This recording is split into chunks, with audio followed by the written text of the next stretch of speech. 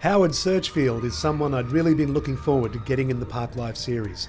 He is a man of real character who has packed so much living into his time on the planet. From the world of rodeos, where it really could be a matter of life or death, to appearing in the Maverick Grand Illusion and Police Academy stunt shows at Warner Brothers Movie World, to living life as a highly regarded artist. His is a story of real fearlessness, humility and passion.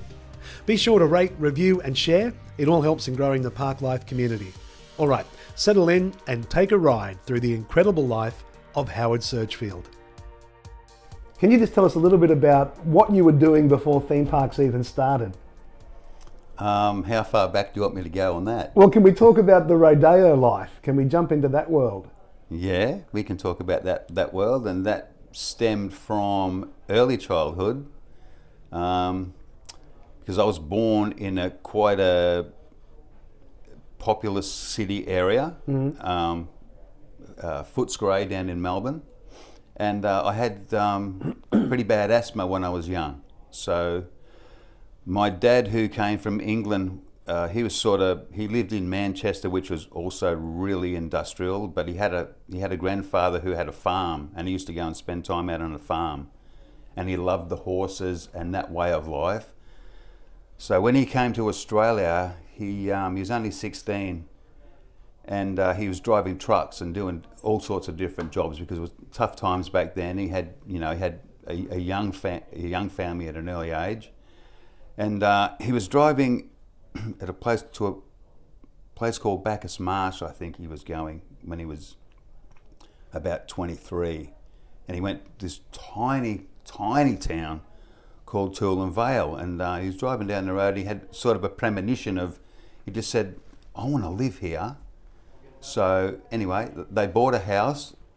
He bought a house, a really small house, the tiniest town, and because I had asthma, we moved there for my health as well. And then that was what sort of set my life on the path that did, because when I was sort of young, I wanted go-karts and motorbikes and stuff like that. Because Dad loved horses and he knew it would be good for us. He bought us a pony when me and my brother, probably about 8 or 9 years old. And we got it for Christmas. We went out in the morning and there's this little pony tied to a tree with a ribbon around its tail. And it's like, whoa, pony like. And he got on, bucked us off straight away, but Dad would never let us back off an inch. If we were scared of something, he'd make us face it and go and do it. So anyway, we got to ride the pony, and then the beautiful thing was, this school we went, I don't want to ramble on, but this is all part of it. This school that we went to was a little bluestone school, and it was it'd been there for 98 years. Incredible. So I'd gone from big city only as a child to this tiny little school, bluestone school, and we'd ride the horse to school. I'd ride it some of the way. My brother would walk. It was only 4 miles, which is, I'm not sure how many kilometres. Back then it was 4 miles, and then we'd swap and he'd ride, and then I'd get back on and ride. Anyway, that was what got me started with horses and the country life. And then at the age of 12, I think it was, about 12, we had to move from there back into the city again, and I just hated it. You did? Hated it, yeah, hated it. Pined for the country life and horses. And anyway, we always found a way to have a horse or go riding, and that got me into wanting to be in the rodeo circuit, because that was a dream of mine. Do you have memories of going to the rodeo as a kid? Oh yeah, sorry, yeah. My dad took us to a few, and I just back at that time, which was I guess the 60s. Yeah. Cowboys were sort of a bit of a hero type. There's lots of westerns on, and that romantic. I had a really romantic notion of being a cowboy, traveling and just being free. So I really wanted to do that, and so when we moved to the city, that was still my dream. So I made a way of making that happen, and eventually joined up with the Rodeo Association and started going to rodeos.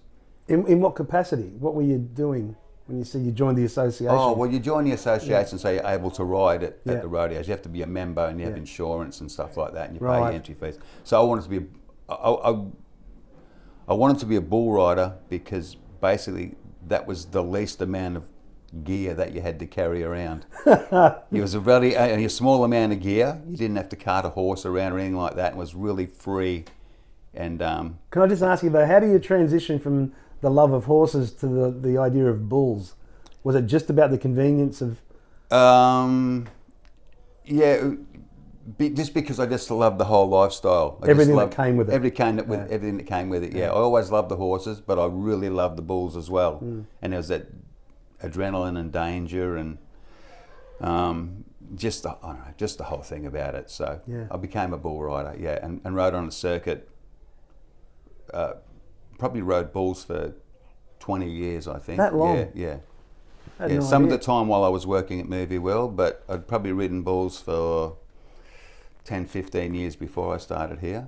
And I'd sort of retired and moved to Queensland, yeah. Can we jump back in time? Can you recall the first time you rode a bull before an audience? Yeah, I can, yeah. How old were you? I was 17. Can you describe that? It was like being in a car wreck. I had no idea what happened. Really? Yeah, it happened that fast and it was that powerful. And, I'd ridden horses and I'd been in a few steers and stuff when I was younger. But the actual bull that I drew at the rodeo was one of the best bulls in Australia. So I had no hope of riding it. No hope of Who riding it. makes the decision to put you on the? It's a random draw. So Is it really? They draw your name out Right. and then they draw a bull number. And Yeah. you get whatever number that bull is. And that's the bull you get on. Or horse or whatever it is, yeah. So it's random. And Wow. I just drew happened to draw one of the best bulls. It was the best bull in that string of bulls, but one of the best bulls in Australia. So, yeah, I didn't really know what hit me. Yeah. Can you describe what happened? Oh, I just remember, you get on over in the chute and you tie your hand in with it's only a rope around their waist, I guess you would call it, or it's up under the shoulders, but you tie your hand in and you slide up and you say, yeah, open the gate, or I'm ready, or you nod, and the bull comes out and it's just they're so powerful you have no idea. Really? And fast. I used to watch them before I started riding and think, oh yeah, they don't look that fast, I'd be able to do that, as a 16-year-old, but man, when you start riding them, you find out really quick smart that there's no real easy bulls. There's just some that are a little bit easier than others, but always like 8 seconds. 8 seconds is it's a long time. Wasn't there a Luke Perry movie called 8 Seconds? Yes. That was about the bull riding. It was about Lane Frost, yeah. Right. Okay. Yeah, So it was a Lane Frost. biopic, was it? Yeah, true story, and Yeah. it was such a. The guy who was about Lane Frost, the movie almost looked like it was a fantasy and it was fake, but it was just what he was like. My brother actually lived with Lane Frost when he travelled in America. Right. Yeah, he loved Lane. Everyone loved Lane, but that movie 8 Seconds was about Lane Frost. Right.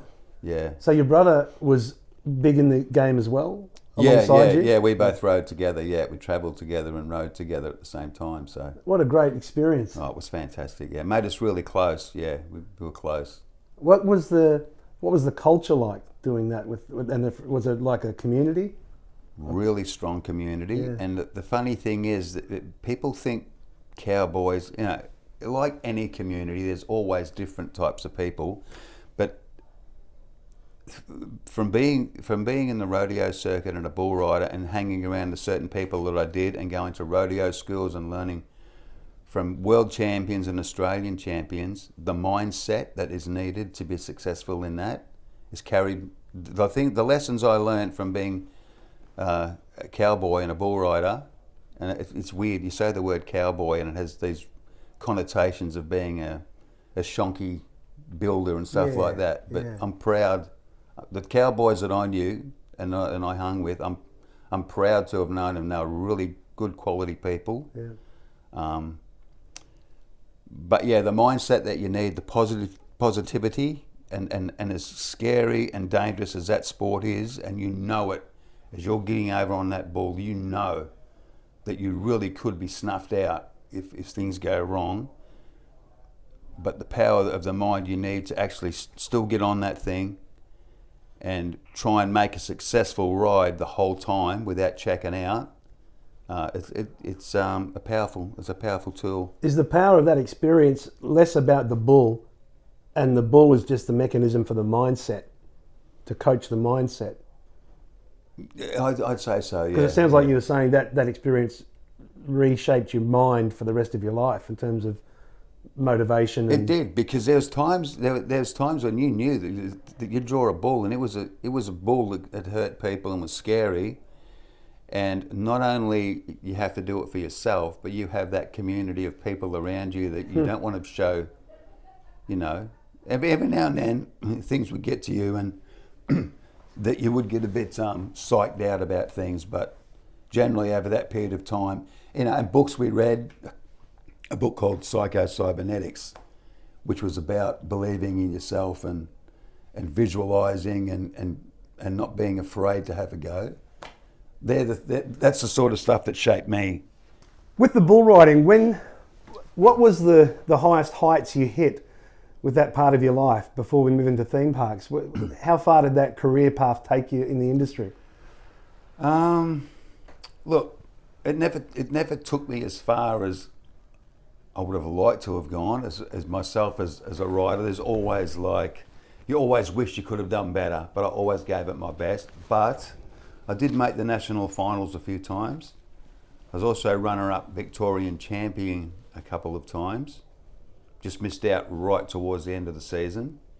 And I made some really good rides. I rode some of the best bulls in the country.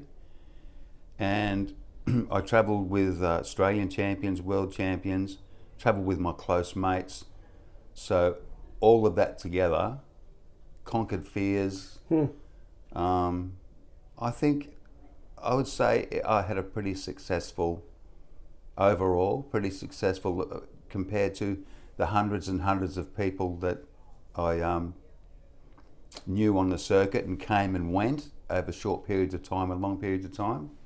Yeah, I was pretty happy. I spent a long career with it. What was the family sentiment like as it went on for you and your brother? Like, how was Dad, and what was the family sentiment? Was there a pride in it? My dad? Was there a The family? funny thing is, my dad, when we were young, he used to take us to a few rodeos, and he thought it'd be great if we did it. And like I said, he never let us take a back step. Yeah. But once we started, actually, I went to a bull riding school when I was 17, and I broke my arm there pretty badly. Like both bones in my arm, I had to get it plated. And I remember my dad coming into the hospital when I was waiting to get operated on, and looked at me and said, "I don't think you're built for this. Your arms and your legs are," because I'm quite tall. Actually, I'm quite tall for a bull rider. Most bull riders are shorter, and so I had that against me. But he said, "You're not built for this. I don't really want you to do it." And it's like, too late, Dad. I'm hooked. So, Yeah. But he was proud. Yeah, they were proud. And I remember the first rodeo I won when I was still living at home. I was 18, and I got first place. And came home and went to bed, and Dad kept coming into the room after I went to bed and going, "Man, that's something. I'm so proud of you. That's really something. Wow!" Like he was really great? proud. Yeah. So that was really nice. Yeah. Yeah, what a great memory. Yeah. That attitude that he had about face fear, stare it down, conquer it. Just very briefly, you know, we do become the sum of the parts of our parents, right? Yeah. For better or for worse. That seems for the better. Where did that come from in him, do you think? I think that came from him because he was born, I think, just before the Second World War finished. So he was young, and he was in Manchester in England, and so times were really tough. And he used to haul coal, and he did whatever he could when he was young. His parents, my grandparents, had milk bars and stuff like that. So he came from a family that wasn't battlers, but it's just the way he was. And he came to Australia when he was 16, away from all his friends and what was familiar to him. And he actually tried to stow away and go back over there, but he got caught. But back then, like being from England back then in Australia, he copped a lot of flack. I bet. He copped a lot of flack. So I guess he just grew up had to face all those things, and I guess the town he was born in, it sounds like it was pretty rough. So you had to be sort of out there and strong and tough, and yeah. So if I don't want to talk about fighting, No. but I remember once when I was at high school, you know, it was pretty easy to get into a fight the places we lived. So a bunch of kids came around. I was about 14, I think, came round to the house, and one of them wanted to have a fight with me for whatever reason. I don't know, and I didn't want to have a fight. But my mum said, "Okay, send us out the backyard." And there's all these other kids hanging on the fence because it was on the edge of a reserve, having the fight. I didn't win. You know, went inside. Dad came home later that night, and I'm in bed, and I hear Mum say to Dad, "Oh, Howard had a fight today," and the kids came round to the house, and I heard Dad get angry, and Dad said, "Well, did he win?" And Mum said, "No." And Dad threw the keys on the floor. What? Got me out of bed at 9:30 at night when I'm 14 years old. Seriously, put a dressing gown on, got me in the car and drove around to the other kid was older than me and bigger, but he drove me around to the house, knocked on the door, confronted the father and said, "Get your son out here." We got to go again. And then the kid came to the door and he didn't want to go again. And I definitely didn't want to go again. But that's what my dad was like. So what happened? Did you go again? No, I didn't want to go. And neither did the kid, no. So how did it end? I can't remember. We ended up just going home. But yeah, I got many a stories. I won't tell them, but I got many a stories like that. That sounds like a scene in a biopic of your life. That sounds like it sounds like a movie scene. But he obviously had a big fire in his belly about you don't lay down. Oh, he did. Yeah, he didn't like it. Yeah, No. and he didn't like. He never wanted us. He didn't want us to fight. He didn't want us to start fights. No, he just didn't want us. If something happened, you stand up for yourself, basically. Yeah. And I've never liked fighting. I don't like it. Yeah. But he did want us to stand up for ourselves. Which is the bigger lesson. Yeah. That's powerful. But I do remember that, and it was like laying in bed going, "Whoa." When you move out of that life, how do you find yourself moving to the Gold Coast and even being attracted to the idea of working in a theme park, which obviously was Warner Brothers Movie World? Okay. And what year are we talking? We're obviously in the 90s. Yeah, I came up just after my son was born. He was 6 months old, and Mum and Dad had moved up here, and they're living in Jimboomba. And I'd always wanted to move up to Queensland and be on the Gold Coast. I used to go home after work when I lived in Melbourne and had the Surf Atlas out, and I'd just dream about, see all the photos of the beautiful water. Because I used to surf in Melbourne, it was cold. And I'd see all the photos of the blue water and the guys surfing in board shorts, and I go, "Oh man, I'd love to live up there." Because I used to come up here in Rodeo. Right. Before that, we'd come and do the circuit up here in the winter time, and it was beautiful. Anyway, so eventually moved up here because Mum and Dad had a place in Jimboomba, and I'd become a screen printer and sign writer. Right. And I thought, and Mum was saying, "Oh, you'll get plenty of work up here as a sign writer. There's a big industrial area, I don't know, Browns Plains or somewhere." Anyway, there was no work as a sign writer. So I'm up here with a 6-month-old son wanting to buy a home, and couldn't find any work, but I had to get work really quickly. So, because I lived at Jimboomba, there was a meatworks at Bow Desert, and I knew you could go to the meatworks and get work there. You had to go and sit there every morning. Excuse me.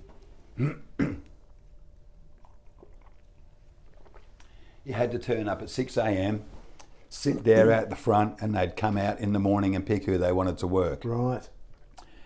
And you had to sit there for quite a few weeks till they saw you were dedicated. Huh. And finally, so you'd sit there for an hour and a half while they came out and picked people. If they didn't want you, you'd go home. And I did not want to work there, but I wanted to work. Yeah. So I'd be relieved sometimes they wouldn't pick me. Yeah. One morning, I'm sitting there and they go, "Okay." And it was the worst job. I hated it. I can imagine. But I had a son. I wanted to buy a home, so I had some of the worst jobs there in my life, and I hated it.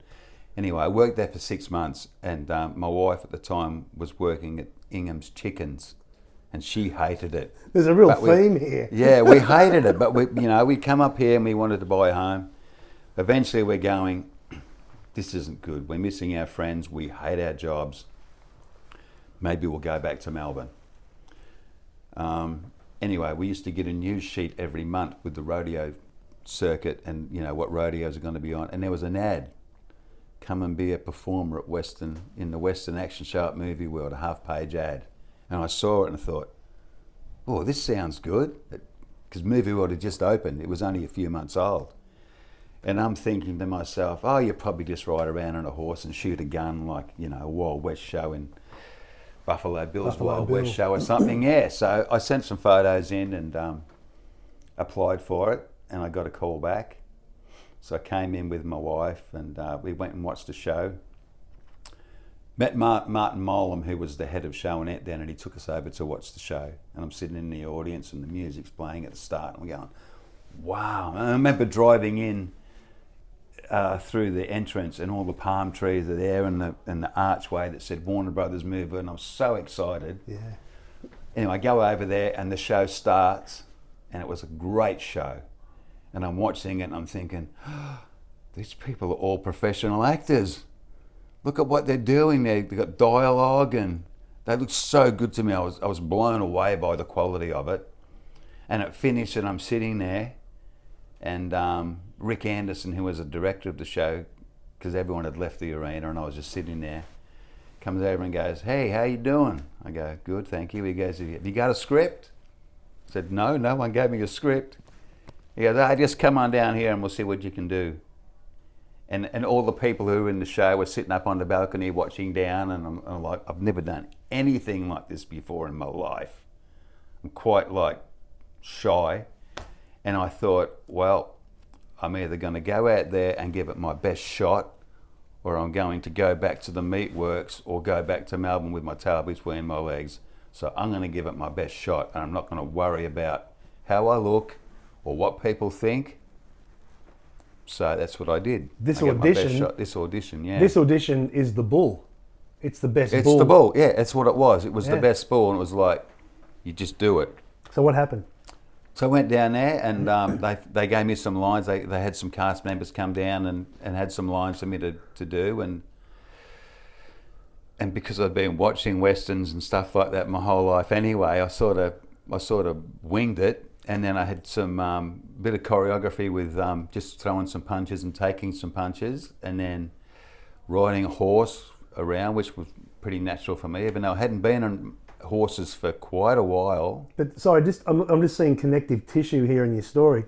The audition is the bull that you have to conquer, and the stage fighting is getting victory on the kid in the backyard at 9:30 at night. Well, nothing connected, so yeah, it's probably pretty much the same as the little tussle we had. Yeah. So, and I don't mean to stop your flow. What happens during the audition? How does it finish up? It finished up. Martin Molam who was the head of show and ent, was watching it as well, and as it come to an end, he said, "Yep, you're hired. Get him on. We want him." And I was elated. It was like, what? Yeah. So yeah, that's how that ended up. I went back and gave my notice at the Meatworks. I still went there for another, I think it was 2 weeks or something. Went back to the Meatworks and gave my notice, and actually the days there weren't so bad for the few days I had, because I knew it was what was ahead of me. Went back to Melbourne and saw some of my family and had a bit of a holiday, and then came back and started, and it was a whole new chapter I never would have ever thought could have happened for me, yeah. And I have to ask you, only because he's popped up as a thread, how was Dad's reaction to that? Oh, Mum and Dad were so proud. They were both. And they used to come in and watch every now and they were so proud. How good. Yeah. Yeah, Dad was so proud. So you're in the Western Action Show first up, yeah, in your time here. What was that like? Can you recall the first day with a full audience, where you're now on stage effectively? It was a bit like the start of this interview. I was a bit shaky. The words wouldn't quite. I mean, it came out, but I felt really stuck.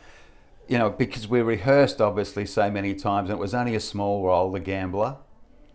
was the gambler. It was a small role at the start of the show, and you got your ass kicked, just as the gambler, you know. But you got hauled into town behind a horse with a whip around your neck and kicked and whipped. It's not real, obviously, but I was so when I came in the first time, and there's like 2,000 people in the audience, and you see them out the corner of your eye, and you know you've got lines, and you want to get everything right. But it was such an adrenaline rush and so exciting. And then after you get shot, you know, Black Bart, the outlaw, shoots you early in the piece, and you go through a fake window, and you're laying there for, I think, the rest of the show, actually. It's like a sugar glass window? Yeah, it was a sugar glass, yeah. And just laying there and listening to the audiences laughing, and hearing all the other castmates with their lines, it was just like, this is so fantastic. Yeah. But mainly what I remember was hearing the audience laughing. It was a fantastic feeling. And I thought, I love this, and I really wanted to do well. And that was my first day, yeah. And then obviously did the gambler for a while, trained for the main role, Black Bart and the Sheriff, until I got to do them. And so because I'd done a few shows as the gambler, you know, you're always nervous the first shows you do, no matter how seasoned you are. Yeah. But I loved it, yeah, I loved it. So I did that for 5 years before it finally closed down, yeah. When it closed down, what did that mean? Was the closure to make way for a new show? Yeah, I think that show, it was very, very physical, and you would, you know, I guess you would know it from watching it, but we were all very fit and trained, and we had to do a lot of physical action with horses, running in that deep sand with, you know, boots and jackets and pads, and middle of summer, it was really hard yakka, but you still had to be able to deliver your dialogue. So by the end of the day, you were done. That was an open air venue too, right? For quite a while, there was not even a roof, and you do it in the full sunlight. And in summertime, the first summer, you know, 5 shows a day, you were wrecked at the end of the day, and you do it 5 days a week. I bet. But and I was fairly young, but I wasn't one of the youngest. I was 32, I think, when I started here. So most of the people were younger than me, but luckily I was fairly fit. But where was I going with that? Did that show transition into Maverick Grand Illusion? That's what I was going to say. I think it was a really good show and popular, but I think because there's injuries, looking after the horses, I think logistically it became maybe a little too much for them, and they wanted to change anyway. So that closed down, and we were hoping there would be another Western show, but they wanted to do the Illusion show, which meant we all had to obviously re-audition for it. And it was exciting to know that I was auditioning for something that was going to be more than just racing around on horseback, and it felt like it was going to be a real show with real acting and something different. So that was exciting, but nothing was guaranteed. So yeah. So this is an indoor venue now, which would eventually become known as the Show Stage venue, I think. And this is the Maverick Grand Illusion show, and I think well before my time, but I think the strategy was to bring movies and intellectual property into the show. So the IP would be the Maverick film, which at the time was Jodie Foster, Mel Gibson, and James Garner. Yeah, who'd played Maverick in the '60s series. Yeah. So at that time, that was a blockbuster.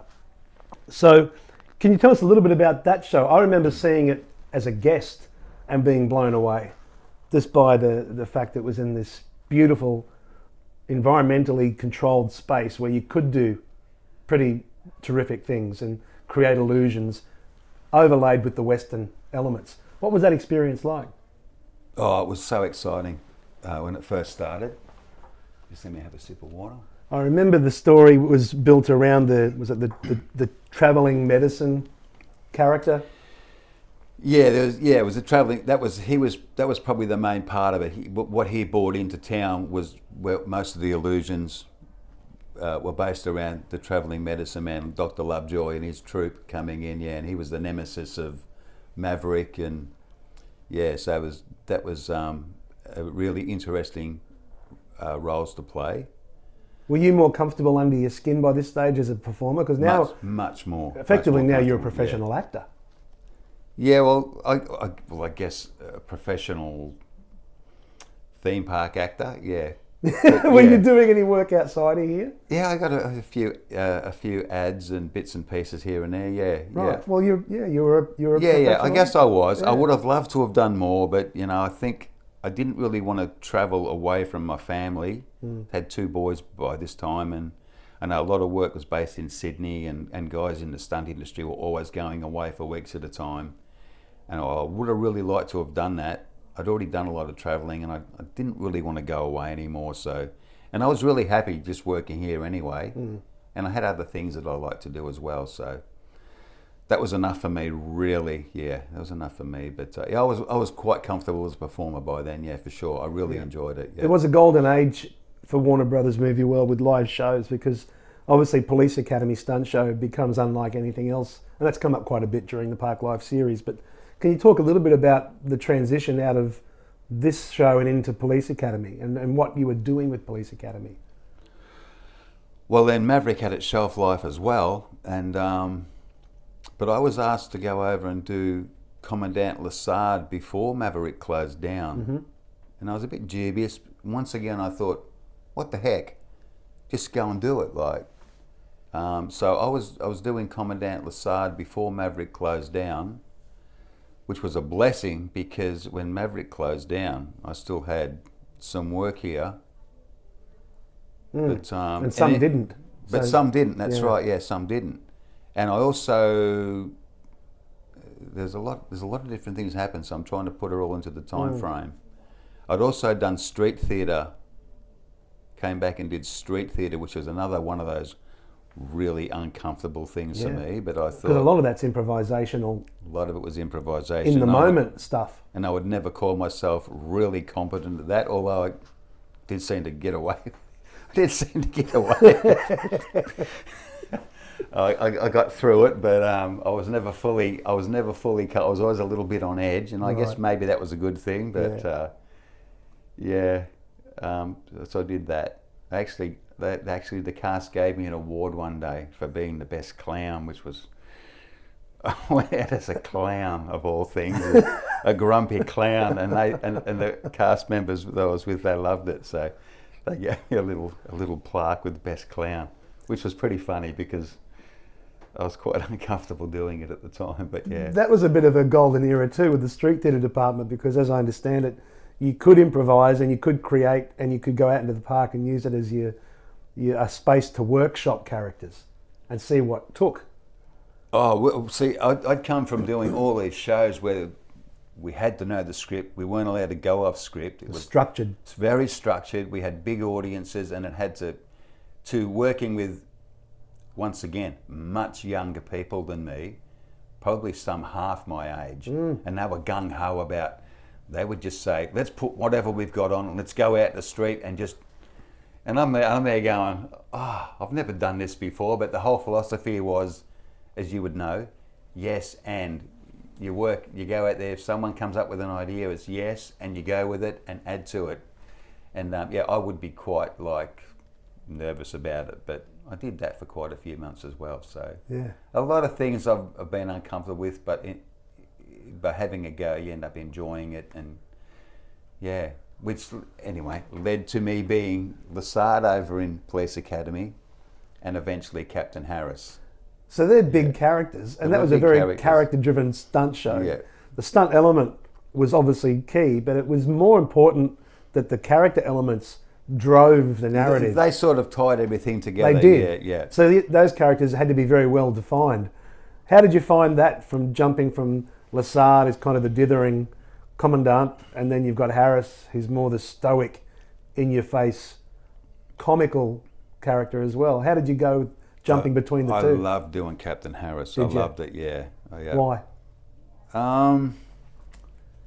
Just, I don't know why. It was just a great role. Great outlet. Yeah. It was a great role. You're with the audience, and it was a lot more, not nerve-wracking, but it was a little closer to being on edge, because even though it was really structured and tightly scripted, and you couldn't really go off course. You never really knew what was if something might be different with the audience, or if something might be different in the show, and you had to Like I say, adapt to it, yeah. And like I say, I wasn't always the best at the ad lib, but if something happened like that, you had to ad lib, and so it was a little more on edge, and yeah. And I really loved Captain Harris. I remember asking Gavin Coleman, who's been on the podcast before as well, when I was doing Lassard, I said, "What do you think the chances of me doing Captain Harris one day would be?" He goes, "Not good, mate."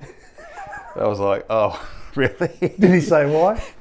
I think because they didn't need one, maybe, or maybe he thought I wouldn't be suitable in that. But eventually, I got my chance, and Dave Anderson, who's been on the all both really dear friends of mine as well. Eventually, I'm not sure why, if they were short, but he gave me the chance to have a go at it, and I did a couple of run throughs for him, and I said, "What do you think?" He goes, "I think you could go in today."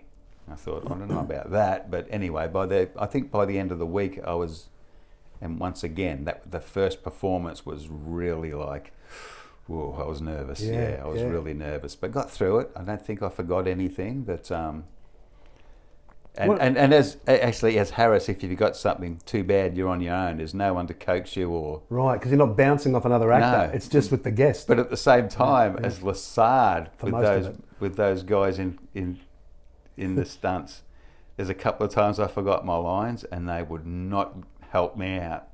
And that was part of it, right? Let him hang. Oh, they let me hang, and they all had their backs to the audience, and they could see I didn't know I forgot what the next line was, and I'm facing the audience, and I'm trying to give them a signal. What's the next line? And they wouldn't give it to me. Eventually it came, and what felt like 5-minute gap, which was probably about 3 seconds, but they were buggers. That must have been, buggers. It was clearly a great camaraderie in that group for a lot of years. Yeah. And that was obviously something you obviously loved. The more you found yourself doing these years in this life, it obviously wasn't how you kind of planned it, but you found yourself here.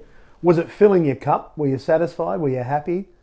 Yeah, like I'm enjoying this work. My life feels full. As a performer? Yeah, just with the life you were creating, which was very far removed from the Rodeo life you were building. Yeah, no, I really loved it. Yeah, I really loved it because as much as I love the rodeo life, there's a shelf life. I think the last time I rode I was 40, and I'd had a few injuries, and it actually really hurt me.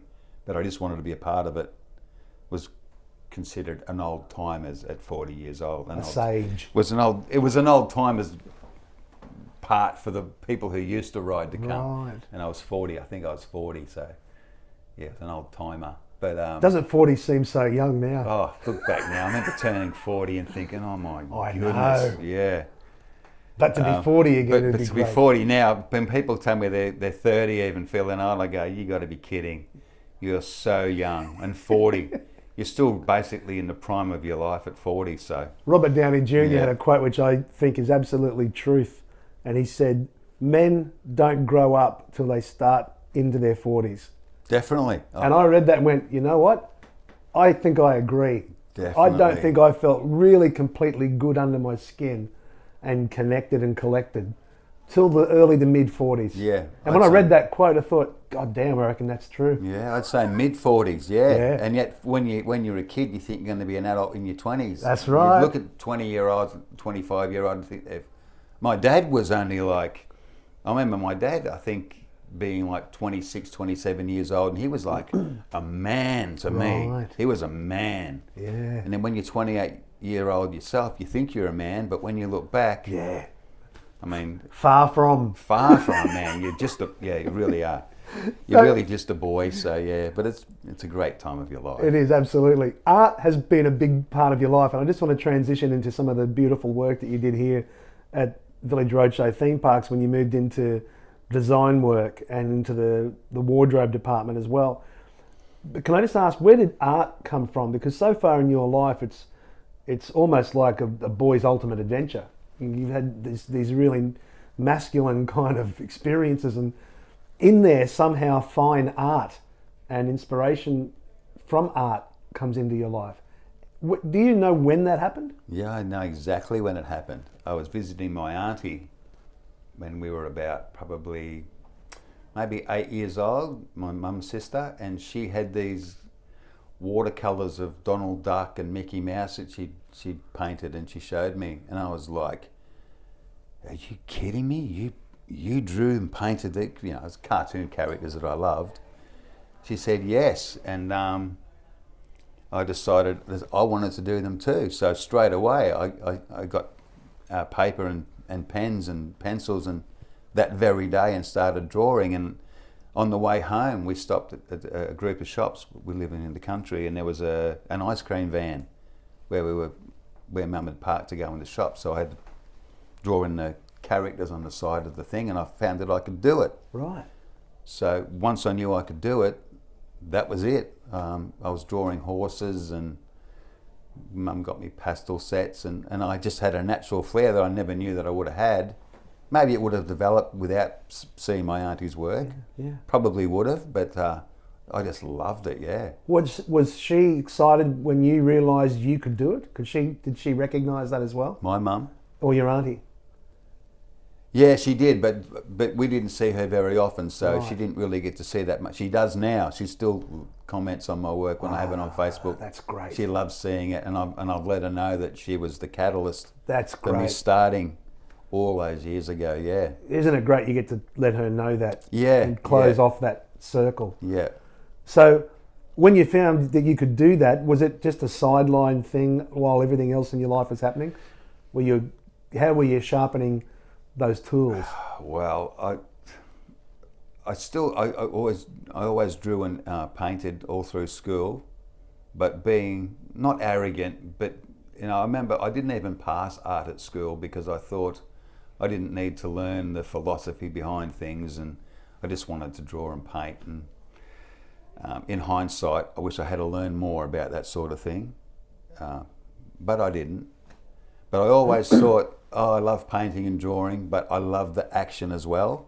So I'll paint when I get old. That's what I thought. When I turn 40. Yeah. Well, 40 would have seemed old at the time, but I really loved also. It's always been a thing with me. I love so many different things, like gentle things, but I also love action. So Yeah.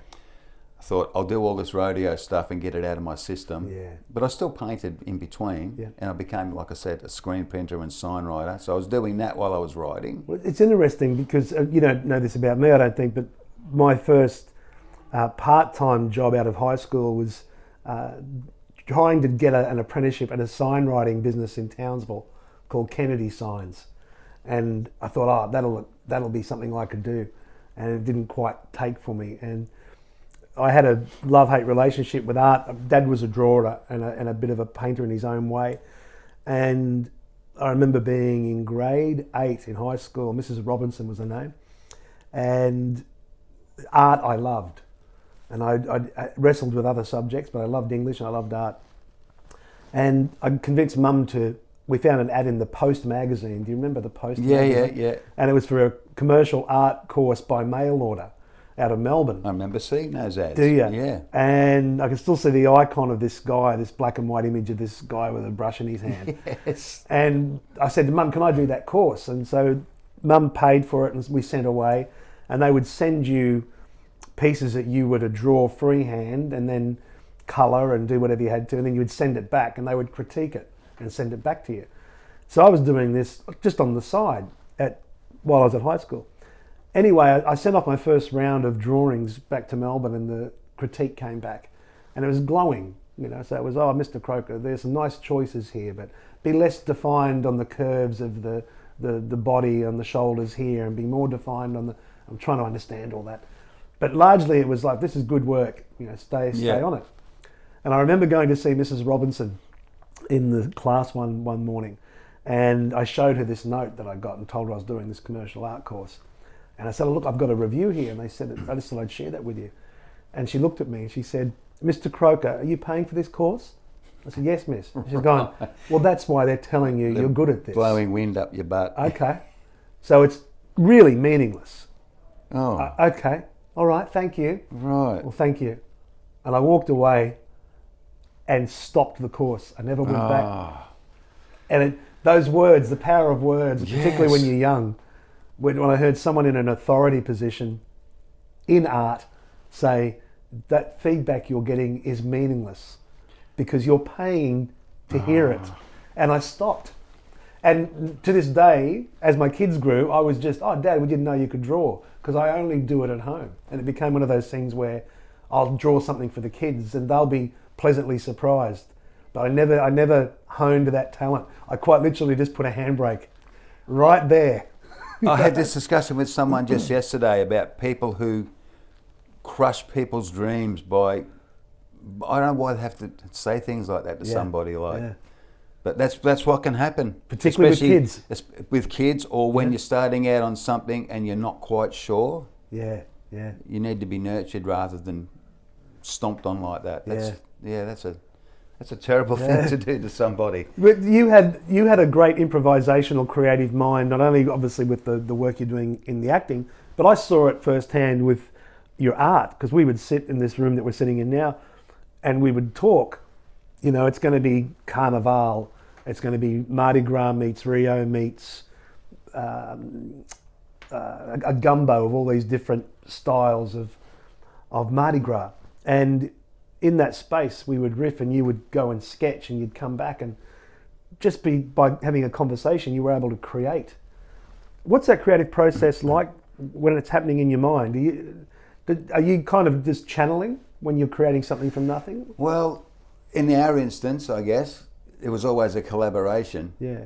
And I think that's what made us become really good friends, because I know you like drawing, and you do your I do sketches. My rough ones and apologise to you. But they were always really concise, and I knew what was on your mind. Yeah, and because we talked and that, and I always tried to stay true to what your vision was as well.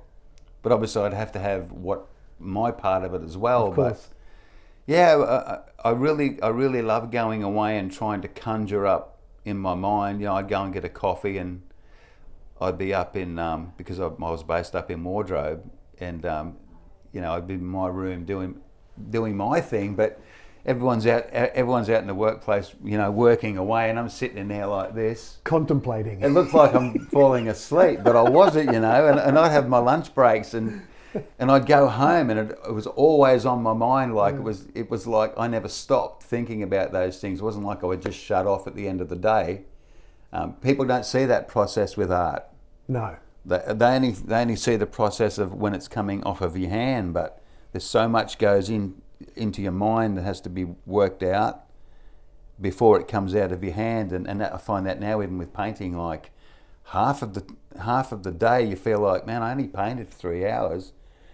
But the other 3, maybe 7 hours is spent looking at the painting, going away, thinking about it, going back in and looking at it again, looking at it upside down, back to front, and just seeing what needs to be changed with it. And so that's how I come to create. But I've been working on a screenplay a feature-length screenplay for the last 4 years. I remember being in China, and I had this weekend to myself while we were working on a Lionsgate theme park as collaborators. And I thought, well, great, I've got 2 days in a hotel room. I'll write. And I'll probably smash out a whole act. Right. And I was excited about it. I thought, oh, I've got no interruptions. I can just sit in the hotel room and let my muse come, and I'll just write. And it was a day. And I remember the sun had gone down, and I'm still sort of sitting in the room. And when I went back and looked at the work that I'd done, I felt like I'd written pages. And it was 2 pages of dialogue. It was just 2 pages. Right. It was the bones of a scene, a single scene. I thought I'd maybe write an act. Right. I'd written a scene, and I hadn't really completed it. But I realised, that's just the time of sitting there and thinking, almost overthinking, okay, but what's really happening in the scene? What's the subtext? Yeah, that's the German. He's saying this, but what's he saying underneath that? What's the inner dialogue to the outer dialogue that's driving the stakes? And when you start, then I'd go deeper down the rabbit hole and think, you can't fake this. You can't just write it out in a day. No. That's not the craft. No. The craft is about meditation as well. I guess it's like, because I just put painting even to like sculpting. You have to start with a basic form and then you keep adding layers to it. I guess writing would be the same. You have a basic, maybe, form of what you want to get across, and then you keep adding layers to it and thinking of, oh, maybe if he said this, or like writing music even, I guess. I can't fully articulate the words, but I'd imagine it's the same process. You start with a germ of an idea and you lay it down, and then you think about it more, and you keep adding to it until you have that finished symphony, I guess. Yeah, well said. You find that? Yeah, well said. Really well said. Can you jump ahead a little bit? Can you recall the very first time you had a gallery show of your work? Once again, very nerve-wracking, and it was the same thing. Oh, is it good enough? Am I ready for this? And then it was just like, just do it. Yeah. And then whatever happens, happens. You'll learn from it. Yeah. Can you tell me about the day? The first day? Oh, the day, yeah. I applied for my own show, and you had to, give them a sample of your work, and they said yes, and so I had to make sure I had enough pieces, and I didn't have a theme to it. I just really put together drawings that I had and some paintings, and it was a dust temple in where's the dust temple? Currumbin. Really beautiful venue. They have an art show there every month. There's always a new one there. And I was a bit nervous about it, but ever since I'd heard about the place, I thought that'd be a great place to start. Anyway, they said yes, so I completed as much work as I could and got this sort of a hodgepodge of work together, and took it in there, and then like set it all up.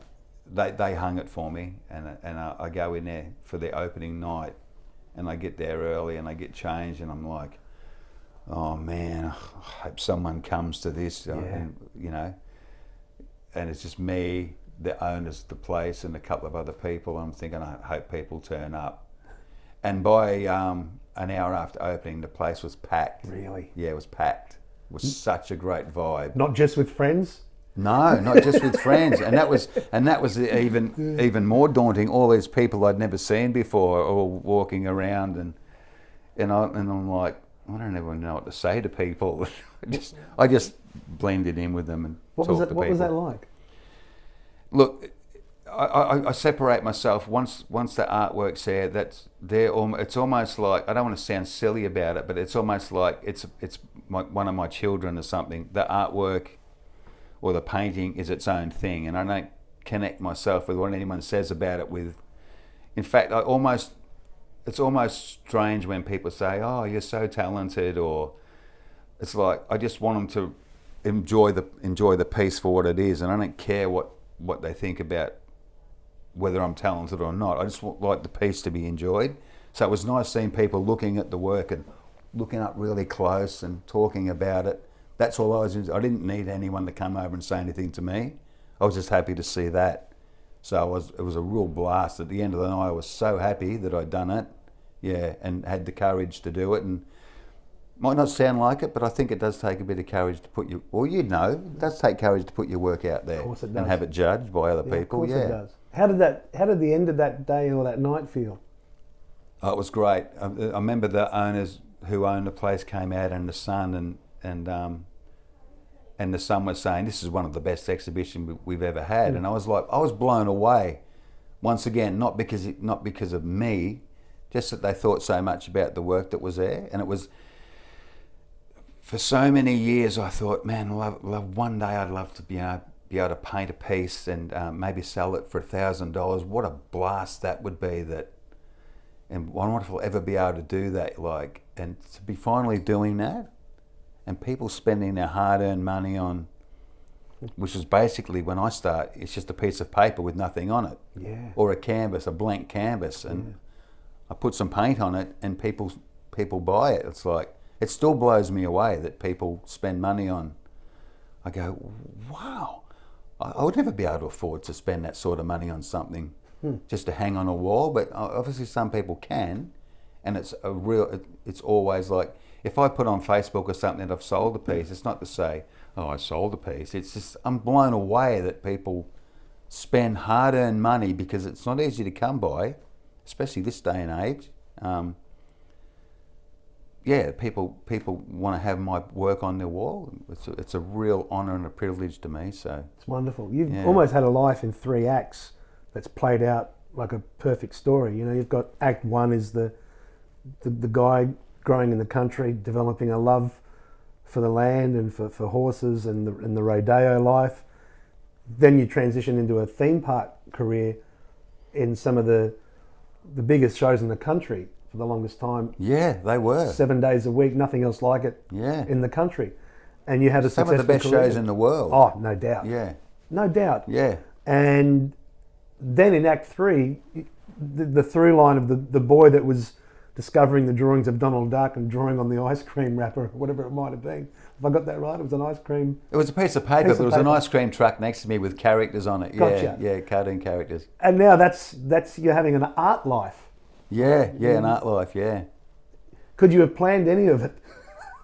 No, I couldn't have. I mean, I always wanted to be an artist. That was the one thing. But and I did want to be a cowboy. But the theme park part of it, and what happened here, with the shows, and then working in wardrobe, also making props, which was fantastic. I love that as well. Yeah. And then working with you with the the storyboards and some of the set design, the floats. I remember the beautiful work. work. Fantastic. Beautiful work you did for the Fish Detectives show and creating all that artwork that we wanted to evoke 1940s LA and a lot of baloney and Big Al baloney on the docks, and watching you create all that stuff. I mean, it was pretty amazing. And as you say, the props and everything else that came along. If you look back at all of that and you had to pull up one memory as we get to the end of our time together, if you had to pull up a moment, and I'm sure there's many, I think we can clearly see there's many. What's one of the proudest moments in your working life you can recall? Oh, wow. Well, I had some really proud moments with Rodeo when you do a really good ride on a bull that very rarely gets ridden, and you ride it. That is a huge thing. Or even just some moments when I had doubts in myself and I was able to overcome it. They were huge moments. Getting the job here in the Western show was a huge moment. Yeah. Getting the job in Maverick was a huge moment, and going through the audition process for that, and we were all auditioning for a role, and after my audition they gave me the 2 main characters, which was really a source of pride. Getting into police, there's too many. There's honestly too many. Well, isn't that's a great thing? It's an embarrassment doing of riches. the artwork that we were involved in. That was I loved that. And I loved going to SeaWorld and seeing some of the artwork that I'd done on the walls there. Or on the street as a moving prop. Street. Yeah. Some of the set design for the stunt show that's Hollywood Stunt Driver. Going in there and seeing that. Christmas floats. Christmas for floats. White Christmas, All beautiful, all beautiful moments for me.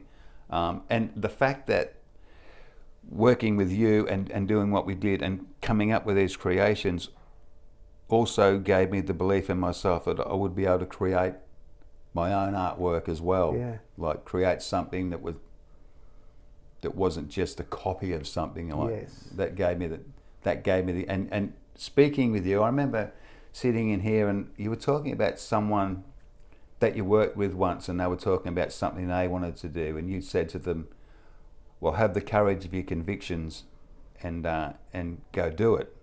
And that stuck with me, and that's what I finally thought. Have the courage of your convictions, and even scary once again to leave an employment where you get paid every week to go and paint with no guarantee of selling it. It's not like you're going and building something with somebody they need.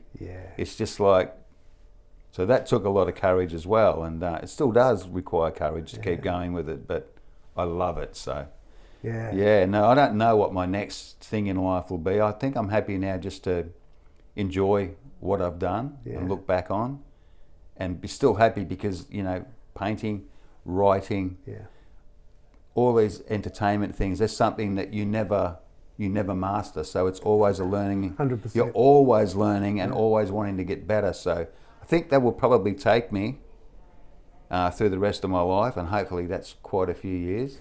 And still, still love surfing and got my family, and so I'm really happy. And so many times in my life I've thought, if I was to die tomorrow, man, I've had a good life. Isn't that great? Yeah, it is good. Yeah, I'm happy about that. So can't ask for anything more. No. Yeah. What drives you? As a last question, what motivates you? Keeps you moving forward? What's your juice? I think it's always been like not wanting to excel so much as just do the best I can. I've always wanted to just do the best that I can. Yeah, and I always have like people I look to above me, and you never reach that level. You never reach the level. If you compare yourself to them, you don't reach it. But it's a driving force that maybe one day you can reach that level, and then if you do, you have a higher level to go to. So you're never really satisfied, but you'd be satisfied with the effort you put in. That's what I think. Yeah, you're not satisfied with the outcome always, but you're always satisfied with the effort you put in, and it's always exciting to start something new and never know where it may lead, or that's what motivates me anyway.